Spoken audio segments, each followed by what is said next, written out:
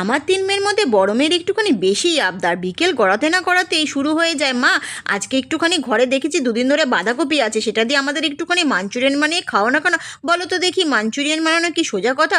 কত খাটনির রান্না। তা চলো দেখি বানানো যাক। তাহলে আমার কাছে একটা বাঁধাকপি ছিল, সেটাকে আমি ভালো করে চপারে কুচিয়ে নিয়েছি। তার মধ্যে আমার কাছে যত রকম সবজি ছিল, গাজর, পেঁয়াজ পাতা থেকে শুরু করে পেঁয়াজ, ক্যাপসিকাম থেকে, সেটাকে ভালো করে সুন্দর করে ময়দা আর একটুখানি কর্নফ্লাওয়ার দিয়ে মেখে নিয়ে বল বল করে নিয়ে ভালো করে ফ্রাই করে নিলে রেডি হয়ে গেল দেখো আমার সুন্দর ক্রিস্পি বল। তা এই বলগুলো এমনিই খাওয়া যায়, অর্ধেক তো আমার মেয়েরা খেয়ে সাপারি করে দিল।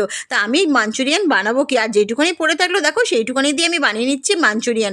তারপরে দেখো পেঁয়াজ পাতা আর একটুখানি পেঁয়াজ কুচোনো আর একটুখানি টমেটো সস, সোয়া সস, একটুখানি চিলি সস দিয়ে ভালো করে আর একটুখানি কর্নফ্লাওয়ার লাস্টে গুলে দিলেই আর একটুখানি বলগুলো ছেড়ে দেওয়া, তারপরে লাস্টে পেঁয়াজ পাতা দিয়ে নেড়ে চেড়ে হয়ে গেল আমার দেখো বাঁধাকপির মাঞ্চুরিয়ান বল। তা দেখো কি সুন্দর দেখতে হয়েছে, এটা খেতেও কিন্তু দারুণ হয়েছিল। তোমরা অবশ্যই এইভাবে